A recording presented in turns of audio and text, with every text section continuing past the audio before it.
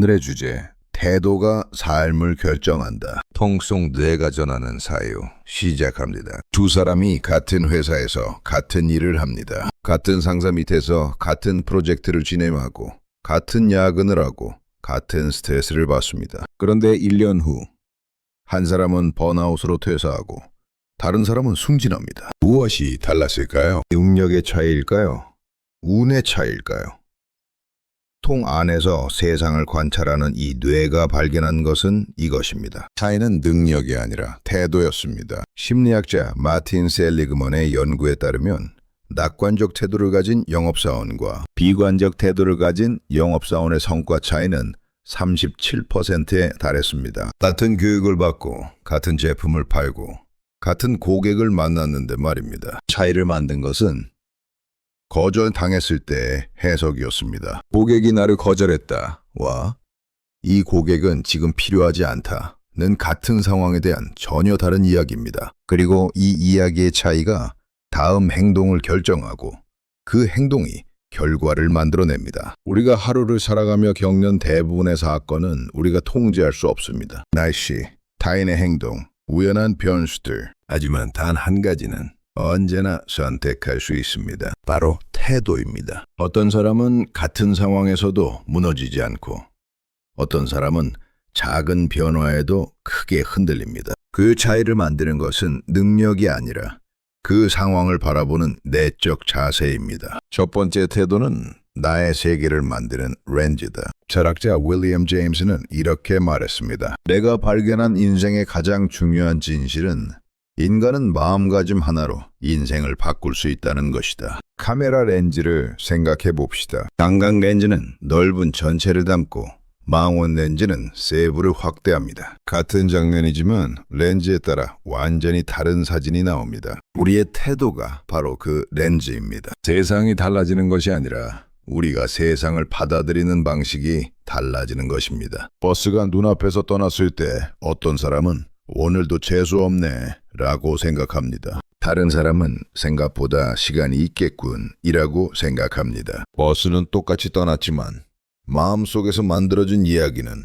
전혀 다릅니다. 그리고 이 이야기가 다음을 결정합니다. 재수 없다고 생각한 사람은 짜증으로 하루를 시작하고 그 짜증은 다른 사건들도 부정적으로 해석하게 만듭니다. 시간이 있다고 생각한 사람은 여유로 하루를 시작하고 그 여유는 다른 일들도 긍정적으로 대할 공간을 만듭니다. 같은 버스, 다른 세계. 독일 철학자 임마누엘 칸트는 말했습니다. 우리는 세상을 있는 그대로 보는 것이 아니라 우리가 있는 그대로 세상을 본다. 우리의 내면 상태가 외부 현실을 필터링합니다. 태도는 사실을 바꾸지 않지만 의미를 바꿉니다. 그리고 의미가 바뀌면 경험이 바뀝니다. 태도란 세상에 대한 반응이 아니라 세상을 해석하는 체계입니다. 우리는 늘 해석하며 살아갑니다. 해석 없이 경험할 수 없습니다. 그렇다면 문제는 어떤 해석을 습관화하느냐입니다. 두 번째, 마음이 곧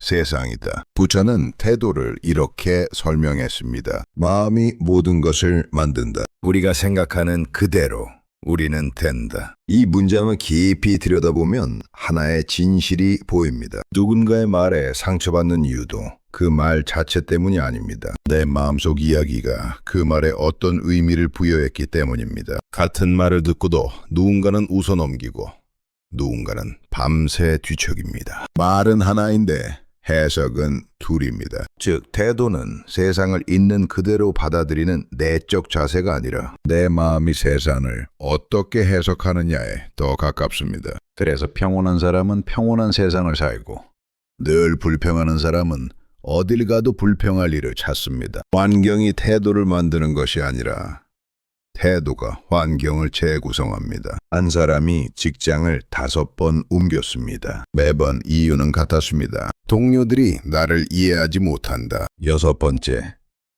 직장에서 그는 깨달았습니다. 5곳의 직장이 모두 문제일 수는 없다는 것을. 문제는 동료들이 아니라 자신이 동료를 바라보는 태도였습니다. 불교에서는 이를 업이라고 부릅니다. 업은 행동이지만 동시에 패턴입니다. 같은 반응을 반복하면 같은 결과가 반복됩니다. 태도를 바꾸지 않는 한 장소를 바꿔도 문제는 따라옵니다. 외부가 아니라 내부가 세계를 만들기 때문입니다. 세 번째 태도는 우리가 가진 유일한 자유다. 에픽테토스는 말했습니다. 내가 통제할 수 없는 것에 마음을 내어주는 사람은 스스로를 잃는다. 통 안에 갇힌 이 뇌도 같은 진실을 압니다. 몸을 움직일 수 없고 세상을 직접 만질 수 없습니다. 그러나 자유롭습니다. 태도를 선택할 수 있으니까요. 스토아 철학의 핵심은 이것입니다. 외부 사건은 통제할 수 없지만 그것을 받아들이는 내적 자세는 통제할 수 있습니다. 그리고 이것이야말로 진정한 자유입니다. 분노가 폭발할 때, 불안이 일어날 때, 상대의 말이 부담할 때조차 우리는 태도를 선택할 수 있습니다. 태도는 상황을 부정하는 것이 아니라 상황 속에서 나를 잃지 않는 힘입니다. 빅터 프랭클은 나치 수용소에서 이것을 경험했습니다. 그는 모든 것을 빼앗겼습니다. 자유, 가족, 존엄. 그러나 단 하나만은 빼앗기지 않았습니다. 그는 이렇게 썼습니다. 인간에게서 모든 것을 빼앗을 수 있어도 단 한 가지. 마지막 남은 인간의 자유.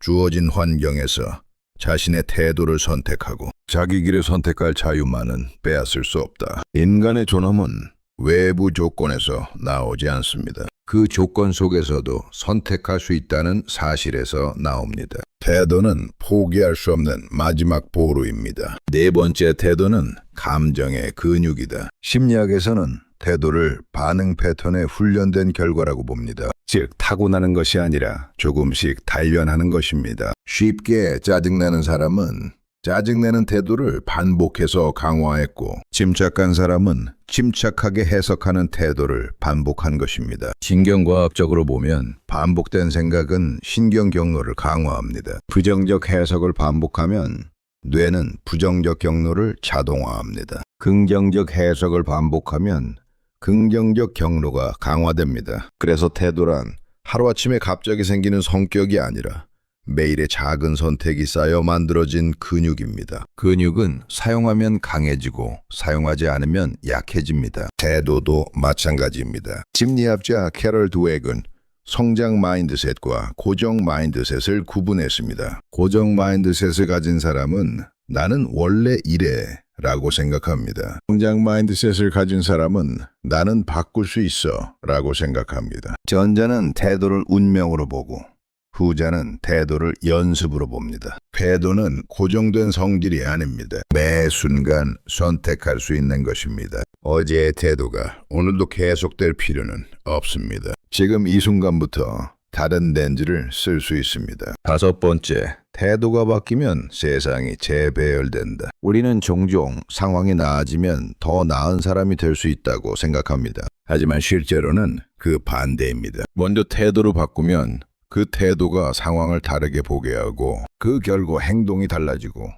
그 행동이 결국 현실을 바꿉니다. 회사에서 스트레스를 주는 동료가 있을 때 태도를 바꾸면 그 사람을 문제로 보기보다 내 감정 근육을 단련하는 환경으로 바라볼 수 있습니다. 반복되는 실패를 나를 증명하는 시험장이 아니라 다음을 위한 자료 수집 과정으로 볼 수도 있습니다. 외부가 먼저 변하는 것이 아니라 내가 먼저 변할 때 세상은 마치 나를 중심으로 다시 배열되는 것처럼 보입니다. 이것은 착각이 아닙니다. 태도가 바뀌면 주의력이 바뀌고 주의력이 바뀌면 보이는 것이 바뀝니다.